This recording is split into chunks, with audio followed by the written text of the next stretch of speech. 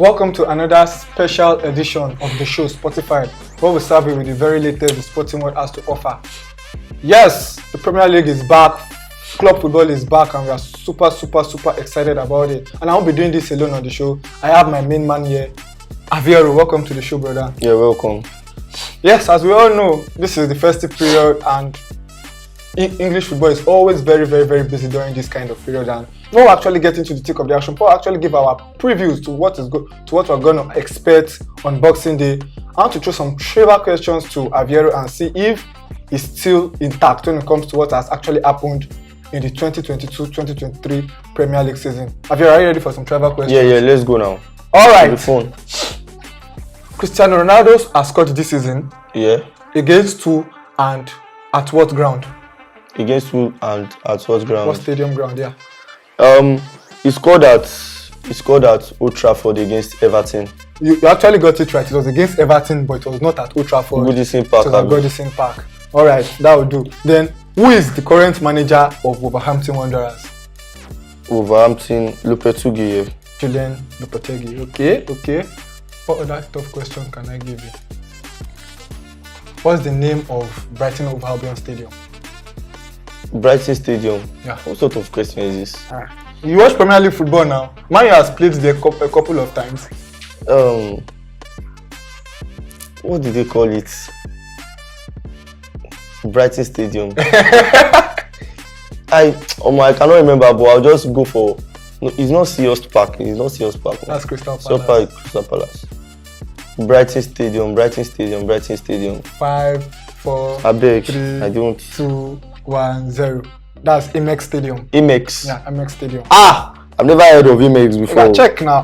That's why we have our data and internet. Well, that would do for some travel questions. Mad. Concerning what has actually happened in the Premier League this season. And yes, Premier League football is back on Boxing Day, and we are definitely here to give you the previews and our permutations for what to expect in the coming rounds of the Premier League game. As we all know, coming into the match day 16 of the Premier League fixtures, Arsenal are still top 5 points clear on top of the table. I'm super excited, but I'm not getting carried away.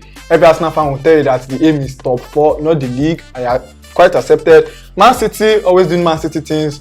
You can't predict them. They will definitely come into the party, but will Arsenal have the firepower to withstand the pressure they will bring? I don't know. Aston Villa, 2 games for Unai Emery, 2 good results. Can they push for European places? We don't know. That's why we are always here to make our permutations and give our views on what to expect and everything concerning Premier League football. So Aviero, I've made some little bit of points, and we're definitely going to start with the league leaders, Arsenal Football Club. They are going to be entertaining David Moyes' West Ham that has not really been good this season. Some section of the fans are actually claiming for him to go. Some are saying you can't disrespect this man. He has performed above expectations. So, what do you think of West Ham in general this season? And do you think Arsenal, without Gabriel Jesus, can actually continue firing, knowing that the World Cup break has actually, will I say, obstructed their chemistry? These players will still train back, so I feel like chemistry shouldn't even be a problem. From the World Cup, some of the players that went should have returned, and they would have gained more experience and confidence. You know, you playing in the World Cup, the kind of confidence you now have playing for your team, that kind of thing. Also, West Ham, they've not really been solid in the first half of the season. So we're about to start second half of the season. I feel like they want to play well and everything. Gabriel Jesus not been around for Arsenal. I feel like it's not really a big blow, because I think their last 2 games or something, Gabriel Jesus was not around, and they played well, and they even had good results. They played well and they scored goals. So I feel like it should be a very tough game. I want Arsenal to lose the game, obviously. I want them to lose. So I look forward to seeing West Ham conquering. But let me bring in Nketiah into this equation. Everybody has been waxing really cool about Gabriel Jesus. He doesn't score, but what he does is beyond scoring. And good amount of times we would have watched Arsenal games. It's always pressing, always tracking back, always helping in the defense, always there in the attack. Do you think Nketiah can replicate that kind of form Jesus has been doing for Arsenal prior to his injury? Or do you think Arsenal still need to do some little bit of winter shopping, go into the market and bring in some addition to fill in the void Gabriel Jesus has left? I feel like they don't need to sign any more striker. I feel like Nketiah is good here, but obviously he's not going to play like Gabriel Jesus. There will be that difference. Yeah. I feel like Nketiah wants to play football and he wants to prove himself and everything, because he has been at Arsenal since, like he's been like he has been at Arsenal for a long period of time. I feel like, okay, this is a chance for him to prove himself. He wants to play and everything. I feel like he's gonna play well. He's gonna perform. The young boy is confident. He's gonna play well. All right, and on the final word on the Arsenal and West Ham game, before we actually shift our attention to the next set of fixtures, there have been clamours from the West Ham fans that David Moyes should actually use Gianluca Scamacca and Mikel Antonio together. Personally, for me, I don't think that kind of system can work, because this is a modern football. You don't actually put in two strikers. You have to actually sacrifice one for one. Do you think the partnership of Gianluca Scamacca, who was actually their summer signing, and Mikel Antonio can work for this West Ham side and probably turn their season around? I don't know. He has not been playing the two of them together, Antonio and Scamacca, and he has not really been doing well. So why not play them together and let's see what the results will be. I actually feel like the two of them will actually cause problem at that front, having Jared Bowen on the flank again. So I feel like, okay, having Pablo Fornals in their midfield again, they still even have Declan Rice. So I feel like they should play the two of them, Antonio, Scamacca. They should play. It will let them start against Arsenal, so they will be able to score plenty goals against Arsenal, be able to threaten that defense. So I feel like their partnership will be okay. We don't know yet. So he has been playing only one and he has not really been winning games. So let him play two. Let's see what will happen. All right, going from one London derby to another London derby in Brentford and Tottenham. We all know Brentford might actually be coming to this game with a little bit of confidence, because prior to the World Cup break, they went to the Etihad and they got maximum points. Well, it was not a fluke victory. They won quite convincingly. And here is a Tottenham team that has been, I don't know how to place them. Nobody cares. You are getting the results. You are in the top 4 race, but you can agree with me that they've not been playing good football. They've been playing boring football. They are just always scrappy. So maybe hurricane moment of brilliance will actually come into the play. So Tottenham have not really been there. And the question I want to pose to you now is, fine, they are getting the results, but when the results start to dry up, do you think Tottenham have that edge to still push for the top 4? Top 4 Tottenham. I don't see them in the top 4 actually. Really? Manchester United, Manchester City, Arsenal and Chelsea, top 4. Tottenham will still drop. They've not even been playing. I don't know how they are winning games. Exactly, that's what I was actually saying. They've not been playing good football, and it will actually even still catch up with them, because few small teams already humiliated them this season. I think they lost against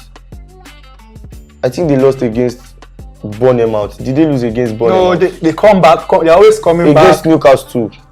They lost against Newcastle at home. Yeah, yes. Newcastle is not really a small club currently. Like they've been playing well. But I don't see them in top 4. Let me just put it that way. I don't see them in top 4.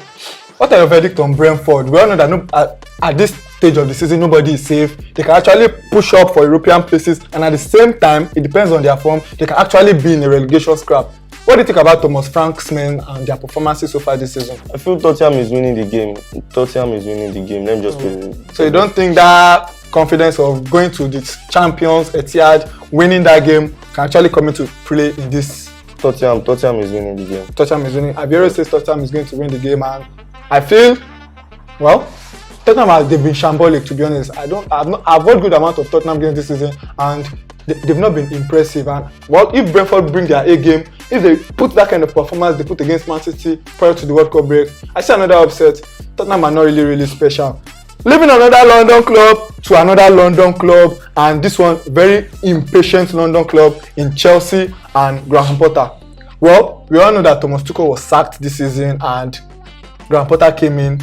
We all knew he was not going to reject this job. He had to leave his Brighton project and accept the Chelsea offer. He had a very, very good start to his Premier League campaign and probably Champions League. But some run of poor, bad results has been ringing bells and alarms, and some section of the Chelsea fans, we all know how impatient Chelsea fans are actually calling for his head. And what I just want to say is that you can't give somebody a 5-year contract and 2 months, 3 months into his 5-year contract, you're actually calling for a Z. Do you think the Chelsea fans are a little bit impatient, or you feel Graham Potter is actually not doing well for Chelsea Football Club as of now?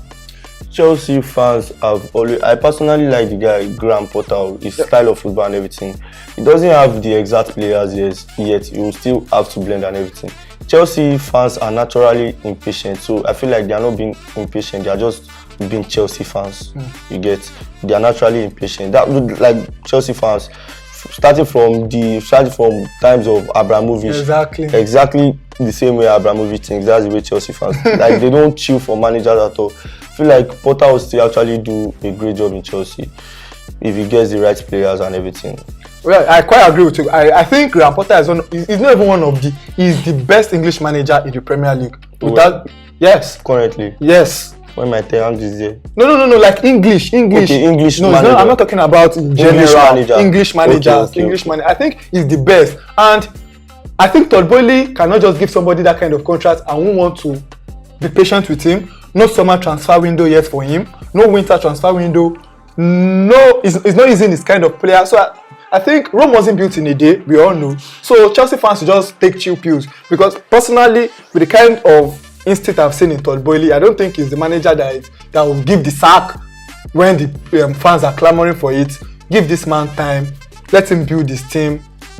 But still much early in the season, and I feel Chelsea might actually come good because of Graham Potter. I'm not a Chelsea fan, but the respect I have from Graham Potter, what he has been doing right from time. For we Arsenal fans, we know he has done it in Östersund. For those who follow the Europa League game that year, we know he gave Arsenal a good run for their money. Arsenal later won, but we saw the kind of tactical awareness it can be and how we can actually tweak things when he needs to tweak things. Now going to Bournemouth, we all know they started the season in very, very shambolic manner. They sacked Scott Parker, then they appointed Gary O'Neill on interim basis. He gave them some decent run of results, and prior to the World Cup, it faltered. But during the World Cup break, they had the takeover from whatever the American consortium and blah blah blah blah blah, and they decided to keep hold of Gary O'Neill for 18 months. Going into this game, both teams are actually not really good in form. They are not really there. But personally, I believe Chelsea have what it takes to win this game. I don't think you have contrary opinions. Yeah, Chelsea will destroy them. They'll destroy Bournemouth. Yes. This is Premier League. We've seen so many upsets this season. And we've seen so many destructions this season too. So you're actually giving Chelsea, in short, like 4-0, 3-0. Wow. Easy win. All right. Let's go to the next. You've heard from Aviero, is actually giving Chelsea a comfortable win. Win. And talking about upsets, the surprise packages so far this season has to be Newcastle United. That's definitely going to be entertaining. Quite improving Leicester City. We all know we don't need to wax lyrical about Newcastle United. We all know that after their takeover from the Saudi consortium, they've been decent. And Eddie Howe, we have to give him credit. He has been doing a great job for the Newcastle side. They are fourth in the league. It's not a fluke. They defeated the likes of Tottenham Hotspur. They went against Manchester City. They played a 3-0 draw. So you can't say that they've not actually deserved the kind of position they are. So going into this game, what do you think of the game? Leicester City, Newcastle United. On current form, both of them are in form. But do you think Leicester City have what it takes to stop a very, very, very red in form? I'm sure you agree with me. Easy win for Newcastle. Easy win for Newcastle United. Yes. All right.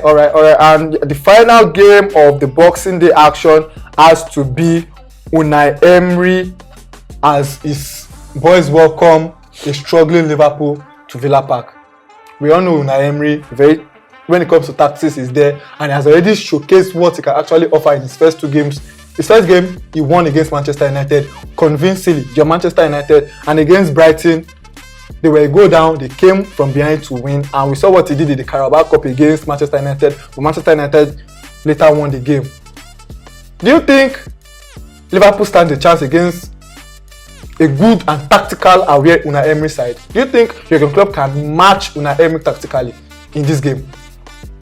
You should say, do I think Unai Emery will match Klopp's tactics, not Klopp matching Unai Emery's tactics? Oh, actually, no disrespect to no. Yes, you have a point, because Liverpool, when it comes to tactics, when it comes to pedigree, Jurgen Klopp is actually a better manager. But to an extent, when you talk about Unai Emery, is a tactical masterclass also.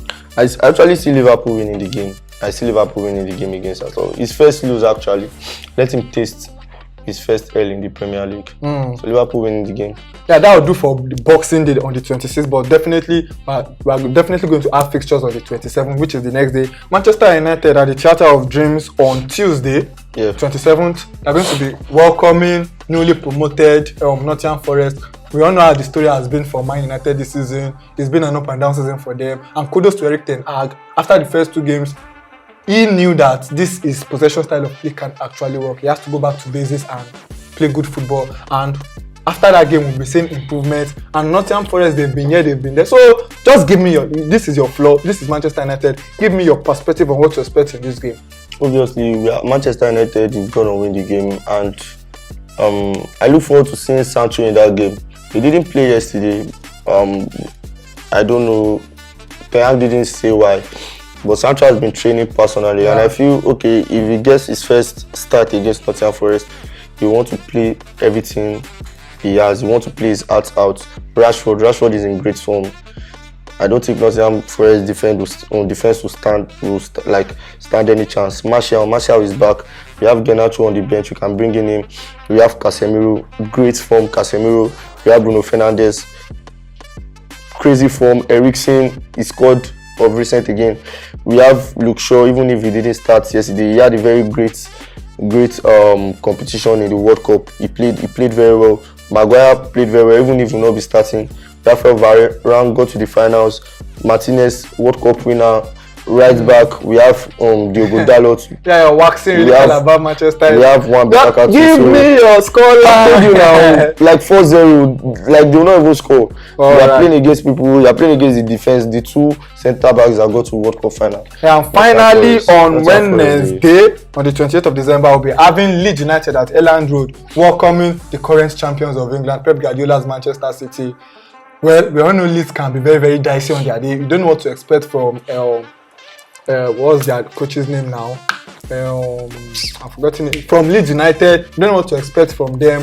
Manchester City doing Manchester City things. So your predictions? Easy win for Manchester. Easy win for everybody. Easy win. You're never putting into the consideration that this is post World Cup, the first game after the World Cup. That some players might not be available, some players might not be match fit. So it's definitely going to be an easy ride for the big boys. Actually, and again, it's even Boxing Day. If you go and check Boxing Day matches, fixture and everything, big teams do it. So I feel like it's even a great day for punters. I stopped bet, but I'm gonna resume very soon. I'm gonna play on Boxing Day.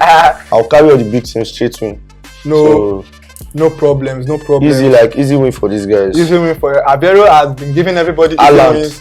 Haaland is on fire. Aguero has been giving everybody easy wins, but what I can assure you is that there's definitely going to be an upset. This is the first game after the World Cup. All right, let's watch. Let's see what actually happened. Just a quick rundown of what to expect on Boxing Day. It's going to be Southampton, Brighton, Brentford, Tottenham, Leicester City, Newcastle United, Crystal Palace will be hosting Fulham, Everton will be hosting Wolves with Julian Lopetegui, Aston Villa will be hosting Liverpool, and Arsenal will be hosting West Ham, Chelsea against Bournemouth, and on Tuesday it's going to be Manchester United welcoming Nottingham Forest. On Wednesday it's going to be Leeds United against the champions Manchester City. Well, that's how far we can go on today's edition of Sportyfied, the preview to what to expect on Boxing Day. We'll definitely be back to give you the review of the action that went down during the festive period in the English Premier League. And don't forget to subscribe and follow Sportyfied on our official pages. He is Aviero. I am Abdulaziz. Bless up and enjoy. Where is the home of sports? Listen, the crazy thing about sport is that there is never a dull moment. Yes, having uncommon conversations is the in thing here. Football, tennis, Formula 1, UFC, boxing, athletics, and many more. They here. If you don't know, they here.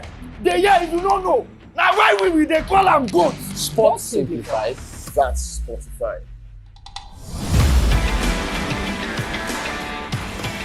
Who be your goats?